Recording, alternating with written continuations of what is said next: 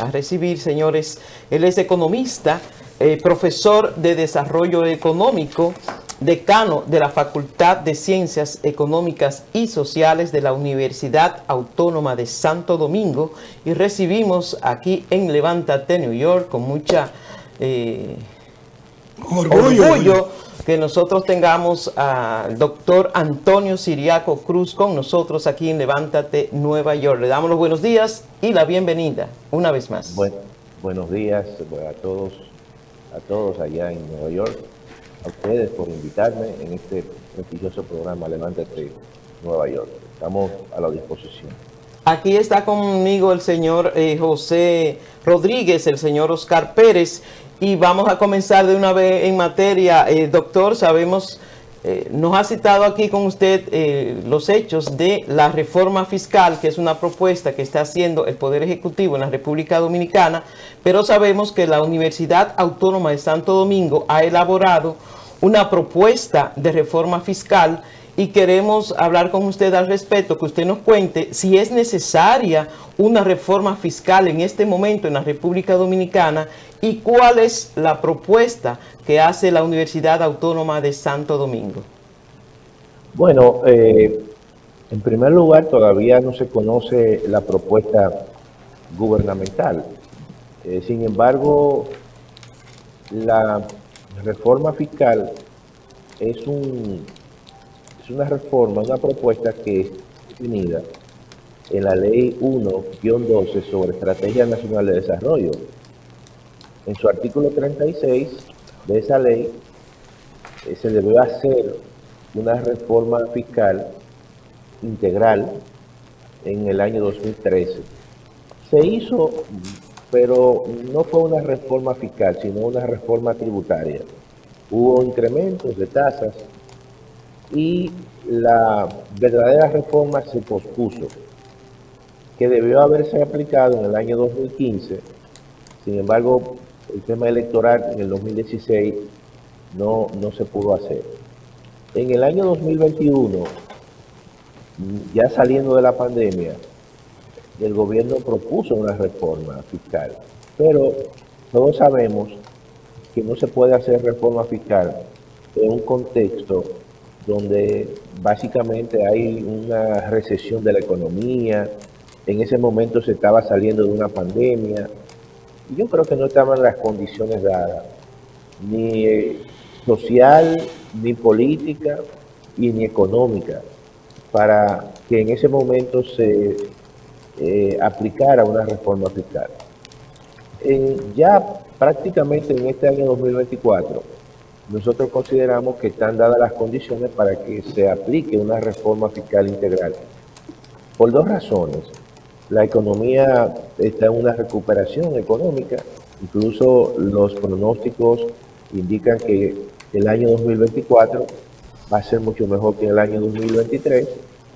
Y en segundo lugar, yo creo que también hay un tema de un gran capital político que tiene el partido del gobierno que ganó las elecciones, porque domina prácticamente el Congreso Nacional de forma absoluta, y que es el poder donde se van a aprobar o rechazar todas las propuestas que se presenten.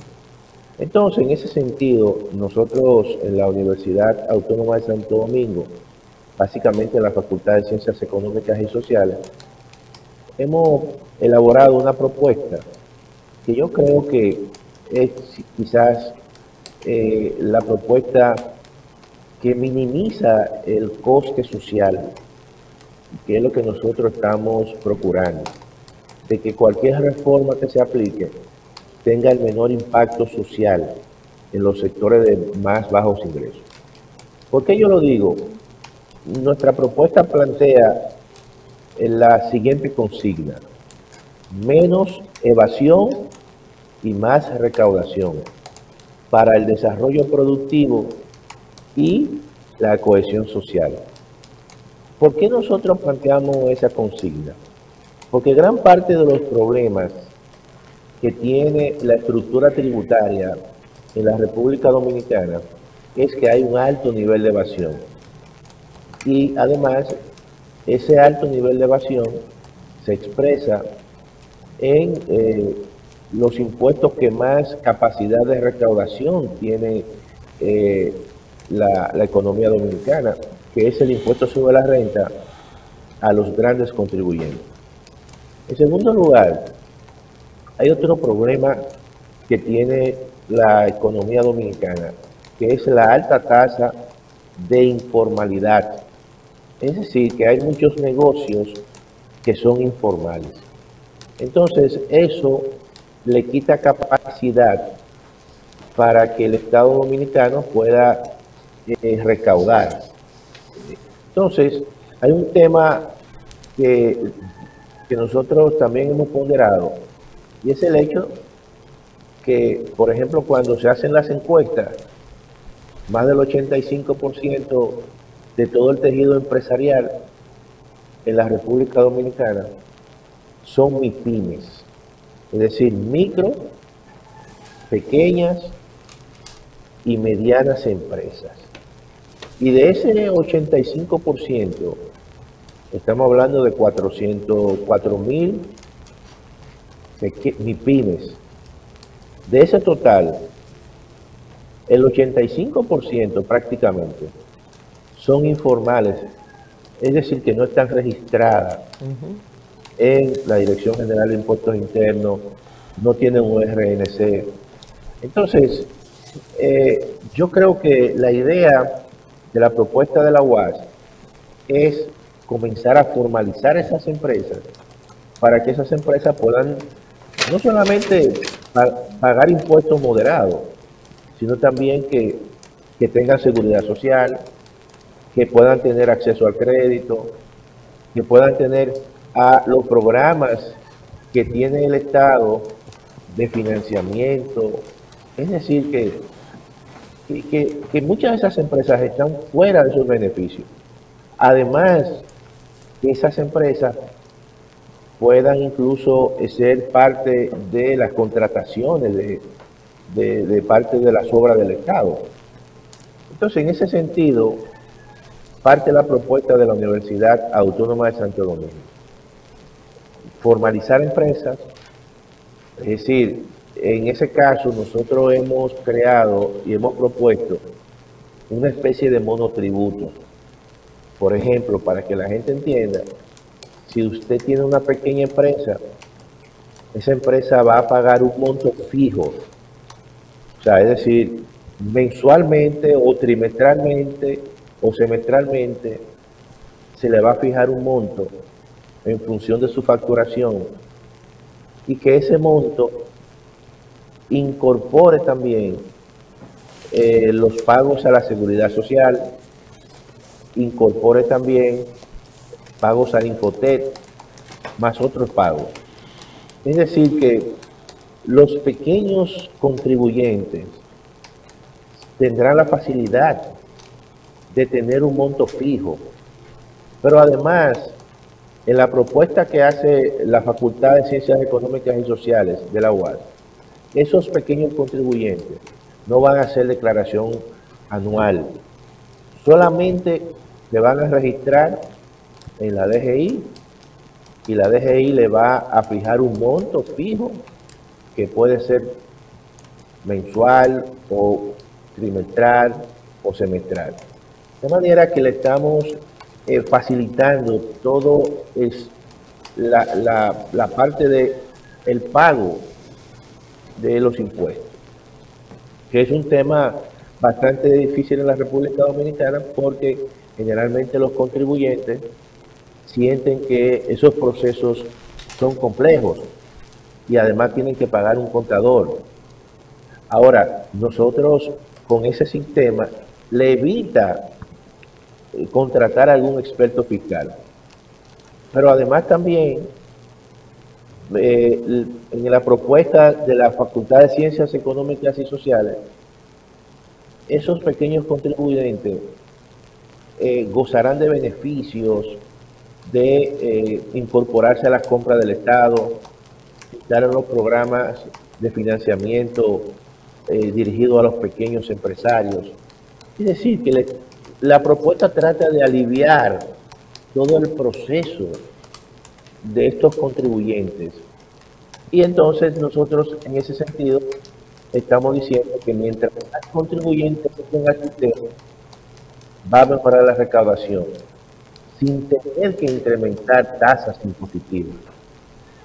Otro punto que plantea la propuesta de la UAS es, por ejemplo, reducir la evasión del impuesto sobre la renta a los grandes contribuyentes.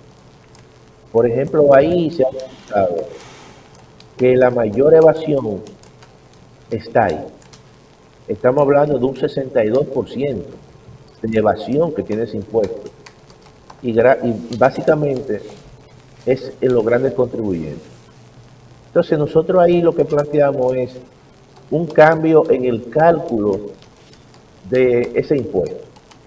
Por ejemplo, si tú tienes una empresa grande y esa empresa tiene ingresos brutos por 1.000 millones y le presenta también a la DGI gastos por 500 millones, esa diferencia entre 1.000 menos 500 da como resultado 500.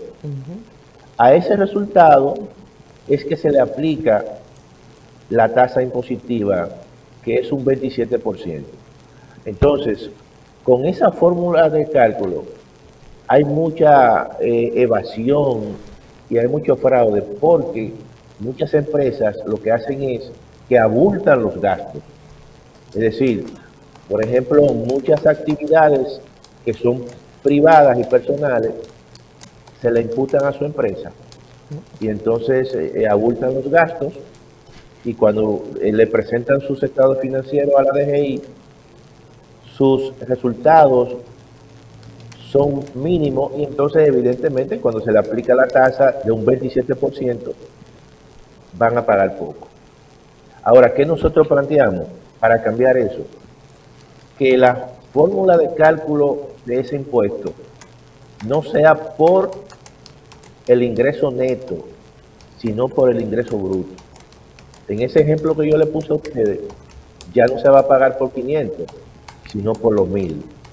Por lo tanto, eso reduce de manera significativa la evasión. Y fíjense que yo le estoy poniendo ejemplos donde no implica incremento de tasas impositivas, sino sencillamente ampliación de la base impositiva de tal forma que el Estado pueda mejorar las recaudaciones, disminuyendo la evasión fiscal.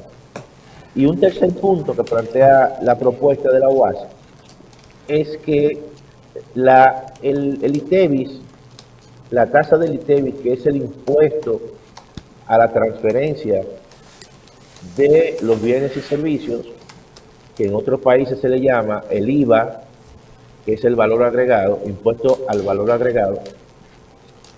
En el caso de la República Dominicana la tasa es muy alta, es un 18%.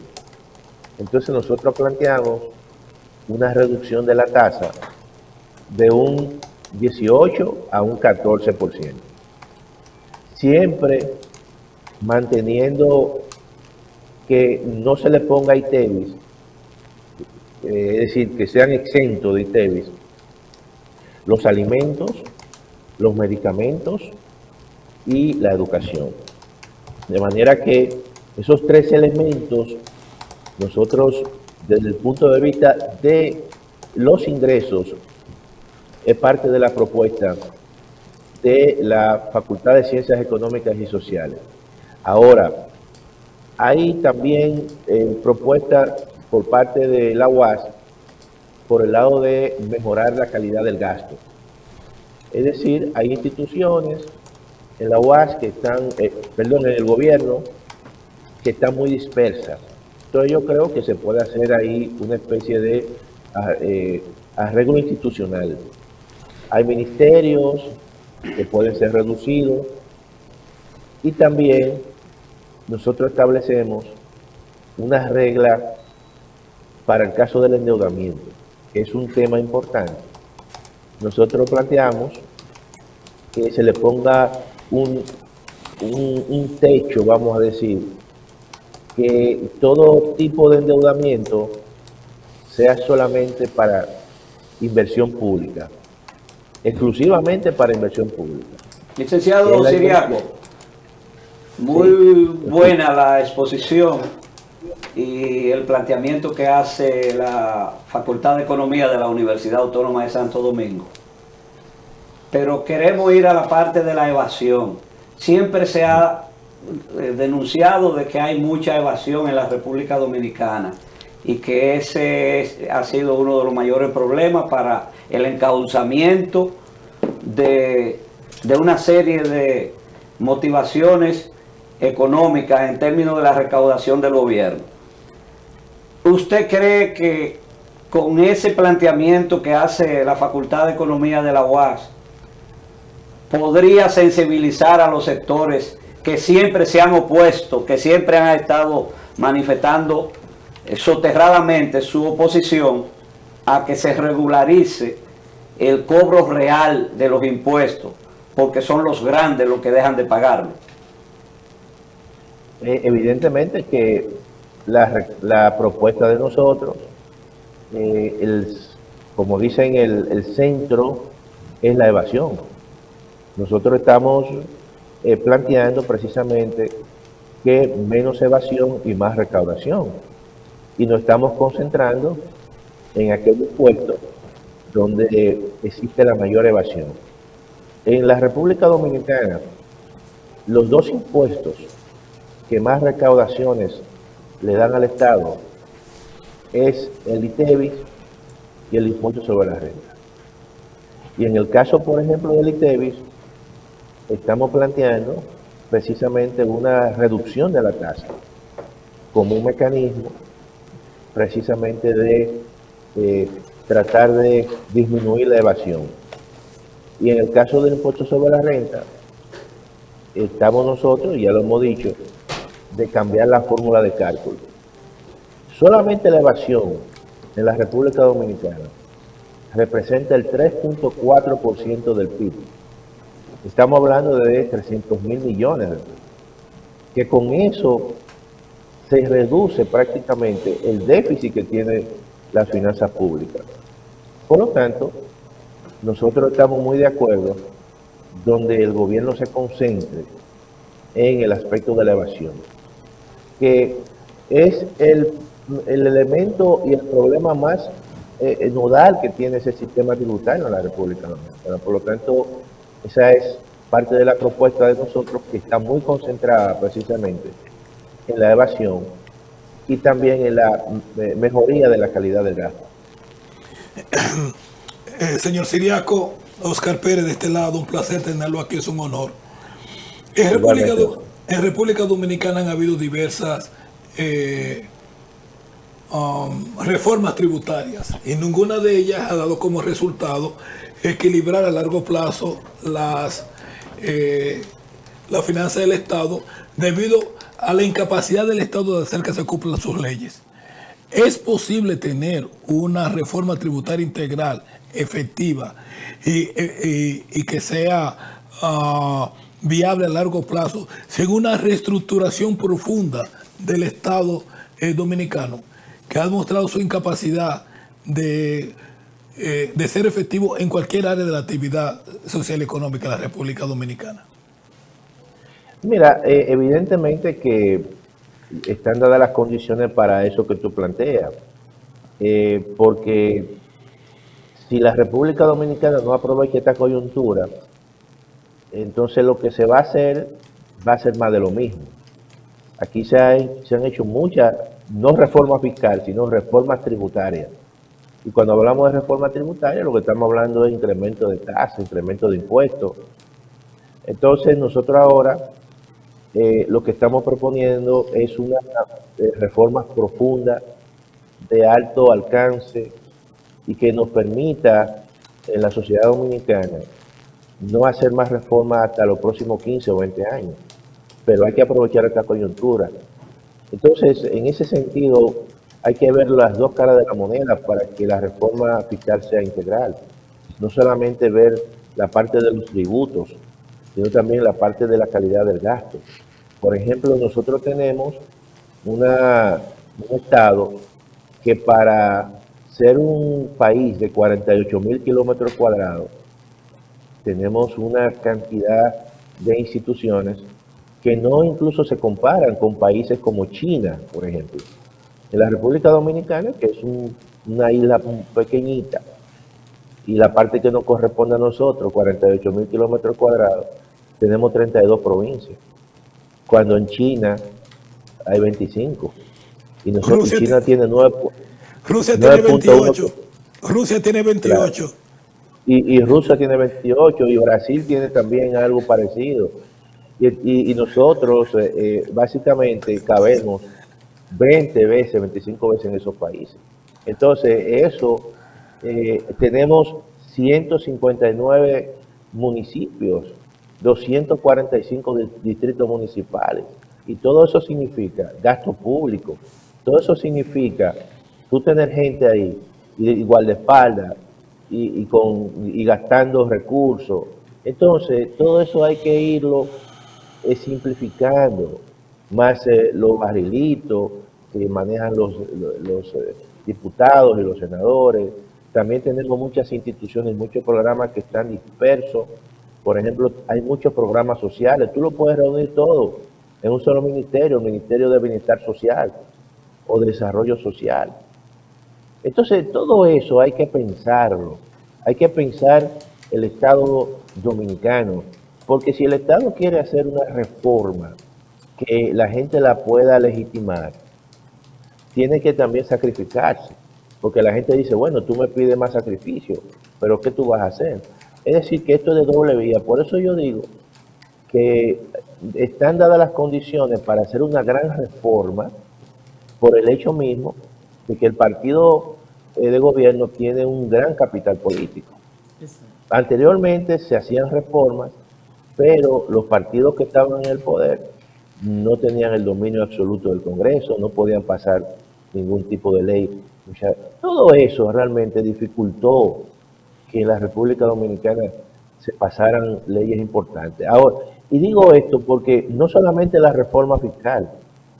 Nosotros, si este país quiere ser un país de romper ese techo de un país de renta media y colocarse en un país básicamente desarrollado, tiene que hacer más reformas.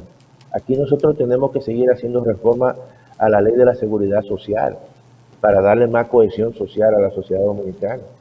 Y digo esto porque todas esas reformas necesitan plata.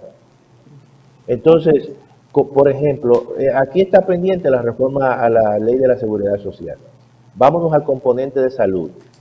El componente de salud de la ley de la seguridad social implica incrementar los programas de atención primaria. Pero tú sabes cuánto se requiere para la atención primaria, más de 20.000 millones. El gobierno no lo tiene. También el componente de pensiones, que hay un componente, un régimen contributivo subsidiado. Desde que se creó la ley de seguridad social, ese componente no ha arrancado porque se lleva dinero. Entonces, la reforma fiscal es la madre de las demás reformas. Y por eso es que nosotros estamos propugnando de que se haga una gran reforma. ¿Usted cree que frente a ese cuadro que usted ha descrito, que es una realidad de lo que ocurre en la República Dominicana, existe la voluntad política para que se produzcan esos cambios a través de una reforma fiscal? Yo creo que la sociedad dominicana tiene que seguir impulsando, al margen de que pueda haber o no algún tipo de decisión política. Hasta ahora el presidente de la República es el que ha anunciado esta reforma. Incluso no solamente habló de esta reforma, sino de 9 reformas. Y además tiene la ventaja, pienso yo, de que no se va a reelegir, aparentemente. Entonces, yo creo que por lo menos hay que tomarle la palabra. Si nosotros queremos ser un país diferente o si queremos ser más de lo mismo, tenemos esas dos opciones. Si queremos ser más de lo mismo, para que la gente, expulsando a muchos dominicanos que se van al exterior, que se van a buscar mejores condiciones. Tenemos que cambiar, tenemos que mejorar los servicios públicos, tenemos que mejorar la justicia, tenemos que mejorar la cohesión social, tenemos que mejorar los hospitales, tenemos que mejorar la educación. Todo eso, señores, se hace, ¿verdad?, con reformas. Y las reformas tienen costo político y tienen beneficios políticos. Así es. Entonces, profesor. Disculpe, profesor, sí. Usted habló de mucha burocracia. Que la mayoría de las recaudaciones que hace el Estado se van en burocracia, en pagar salarios altos, y ahora muchos asesores que tiene el gobierno, que la mayoría cobra más que el propio presidente de la República Dominicana, pero eso tiene un costo político. Mientras el pueblo no recibe lo que debe recibir, porque hay una distribución de esos recursos que tiene el Estado mal equilibrado. ¿Cómo usted cree entonces que políticamente el gobierno, que es responde políticamente, va a reducir esa burocracia? Porque aunque usted bien dice, es probable que el presidente no vaya, pero alguien de su partido sí aspira. Entonces no se quieren ellos hacer ese sacrificio que significa una distribución equitativa y reducir la burocracia. Mira, generalmente yo he dicho que esta reforma tiene sus costos políticos, y tú has mencionado el tema de los costos políticos, pero también tú tienes que pensar en los beneficios políticos. Y te voy a dar un dato. Aquí se hizo una reforma en los años 90, ¿verdad?, impulsada por presiones desde fuera, organismos internacionales. En el 92 se hizo una reforma fiscal que se dice que ha sido la reforma más completa. Sin embargo, ¿quién cosechó los beneficios políticos? No fue el que lo hizo, sino fue anteriormente el que... Ahora, yo lo que te quiero decir es lo siguiente. Si nosotros hacemos una reforma minimizando costos, que yo creo que se pueden hacer, y es como nosotros la hemos estado proponiendo en el sentido de reducir la evasión y también de reordenar el Estado dominicano, y viendo y haciendo y reuniendo instituciones que están muy dispersas, esto tampoco va a tener un gran impacto en términos de despido. Y te digo eso porque el 85% de la economía en la República Dominicana es sector privado, no es el Estado es el 15% del PIB. De manera que yo creo que se puede hacer una gran reforma, minimizando esos costos que tú has mencionado y generando beneficios políticos posteriormente. Porque cuando tú tengas recursos y todos esos recursos los puedas revertir en inversión pública, en mejores servicios, yo creo que al final la gente eso te lo va a aceptar. En los países básicamente europeos, donde las tasas impositivas son altas, pero los niveles de vida y calidad de vida son altos, es decir, la gente tiene buenos servicios públicos, y la gente tiene un buen sistema de transporte, la gente tiene un buen sistema educativo, la gente tiene un buen sistema de salud, y al final la gente eso lo valora mucho. Aquí se han hecho obras en la República Dominicana sobre la base del endeudamiento, y esas obras se han pagado. Y yo te puedo mencionar, aquí por ejemplo la gente está muy satisfecha con todo ese sistema de transporte del metro, o del teleférico, o del monorriel que se está haciendo, o de las presas que se han hecho en la República Dominicana, que han hecho que el sector agrícola en la República Dominicana produzca los alimentos en más de un 85% que demanda la población dominicana. Entonces, tú me dices, es cierto, se han endeudado, pero hay obras ahí que tienen esa contraprestación. Y de eso se trata. Porque bien, al final señor tú tienes Siriaco, que... Sí. Usted ha puesto de ejemplo algunos países de Europa, y es verdad. Ahora, la realidad de la República Dominicana es otra. tenemos un país donde la gente paga 50 millones para ir a un cargo electivo, donde se va a ganar quizá en el cuatrenio 25 millones en términos real de sueldo. Usted como economista podría dar una explicación que cuál sería la razón de que una gente pague 3 veces más para ir a un cargo electivo que lo que se va a ganar nominalmente durante esa gestión. En otro sentido, yo te hago una pregunta. Yo te hago una pregunta. Sí. Sí, yo te hago una pregunta. ¿Qué tú crees? ¿Tú crees que la gente se va a sentir mal si se quita el barrilito? Claro que no. No. No, se sienten bien. Lo que pasa es que no se sienten bien los que disfrutan de ese barrilito.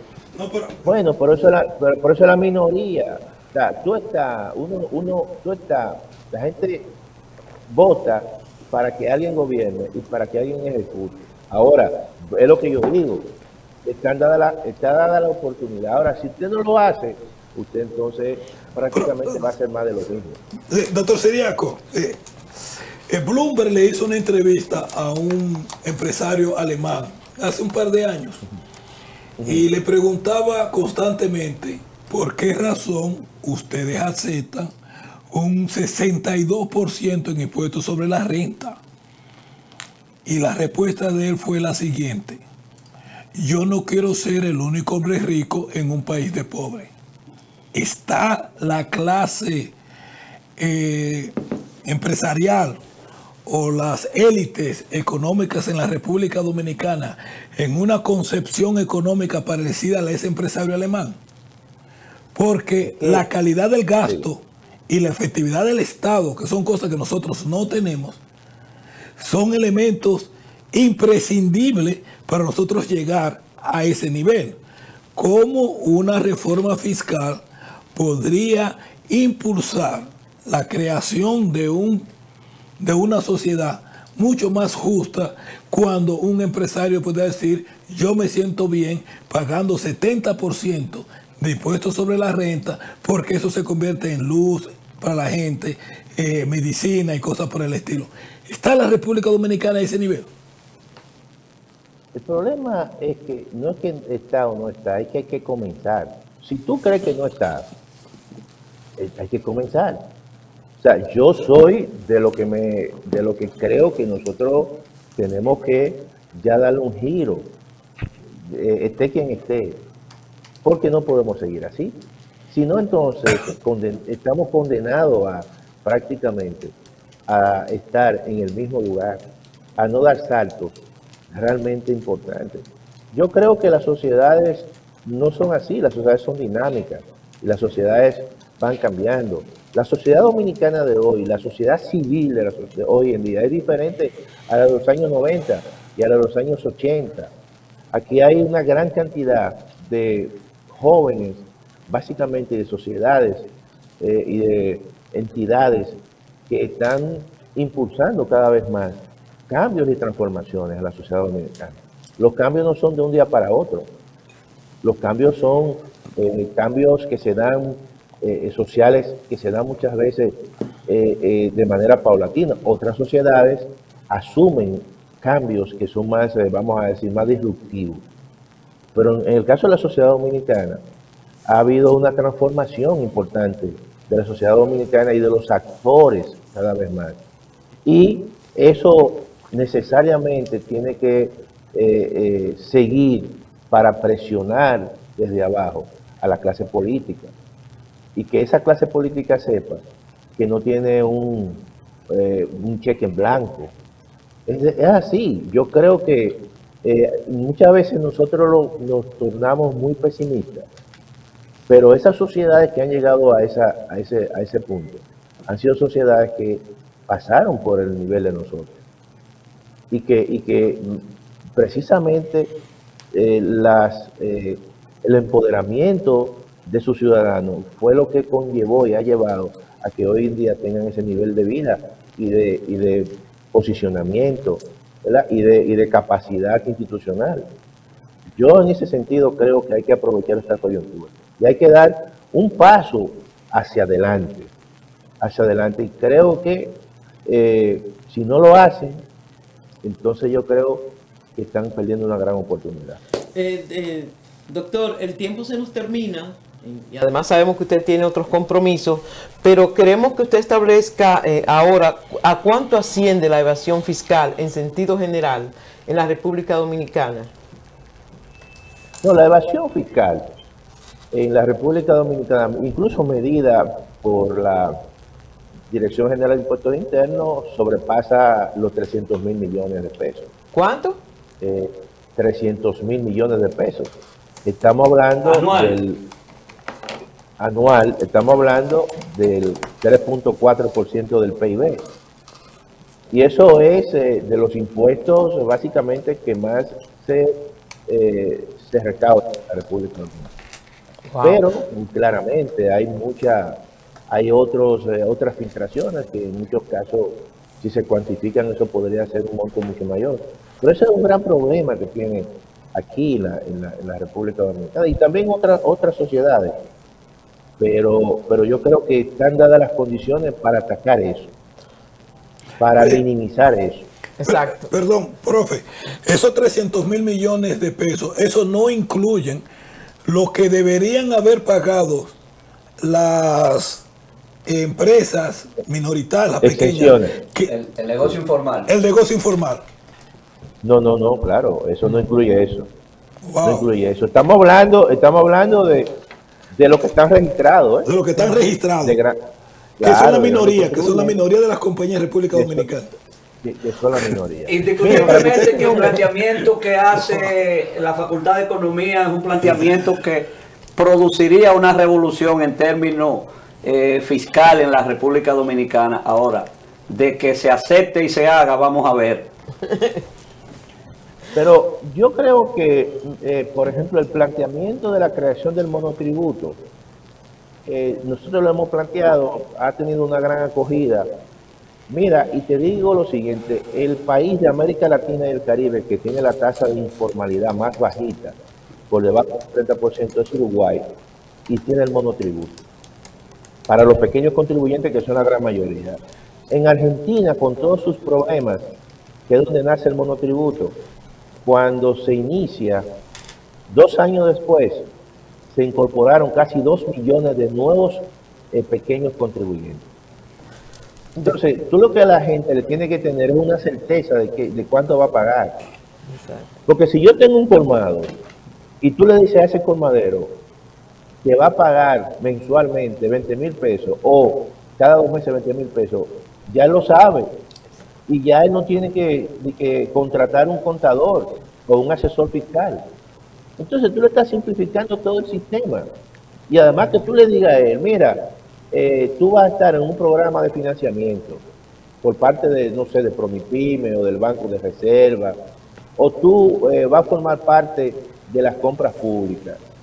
Oye, y además también tú tienes que establecer una actividad fiscal para que el que entre no vaya a pensar que le van a hacer la penalización. Entonces, y con la aplicación del monotributo, ¿a cuánto ascenderían, de acuerdo a sus cálculos, las recaudaciones del gobierno? Bueno, potencialmente eso puede aportarle prácticamente hasta el 1% del PIB. Estamos hablando de más de 74 mil millones. Wow. Entonces, porque tú estás, señores, es que el tejido empresarial de la República Dominicana, en su gran mayoría, es increíble. Miren, son microempresas.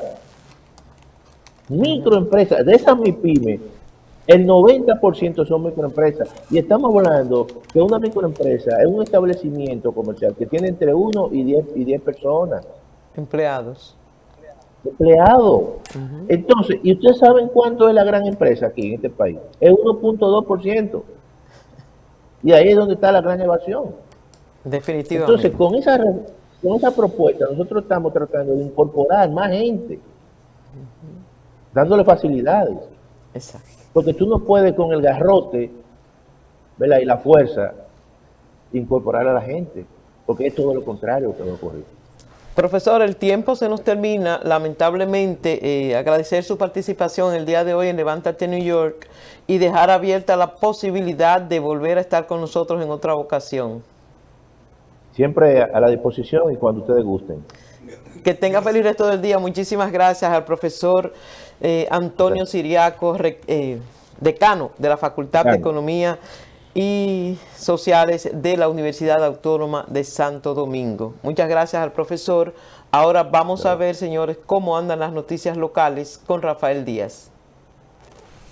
El ejército israelí concentró sus operaciones contra el movimiento islamista palestino Hamas en la ciudad de Gaza y Rafah el domingo, y el primer ministro israelí Benjamín Netanyahu afirmó que las tropas liberan una dura batalla. Beryl, el primer huracán de la temporada atlántica del 2024, avanza hacia el suroeste del Caribe, mientras se insta a los residentes a ultimar los preparativos ante la llegada a tierra de este extremadamente peligrosa tormenta de categoría 4.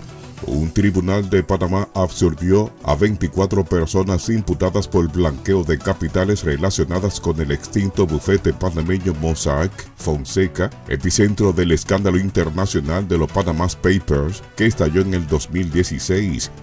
El general boliviano José Zúñiga y otros 2 militares de alto rango señalados de dirigir el golpe fallido contra el presidente Luis Arce fueron recluidos en una cárcel de máxima seguridad por orden de un juez que le impuso 6 meses de prisión preventiva. Los bombardeos israelíes en la Franja de Gaza y nuevos cruces de disparos entre Israel y el movimiento pro-iraní Hezbollah en la frontera con el Líbano avivaron los temores de una conflagración regional. El consejo editorial del periódico más influyente de Estados Unidos, The New York Times, pidió al presidente Joe Biden que abandone su campaña por la reelección debido a su desastroso debate con Donald Trump poco después de que él asegurara que puede ejercer ese trabajo.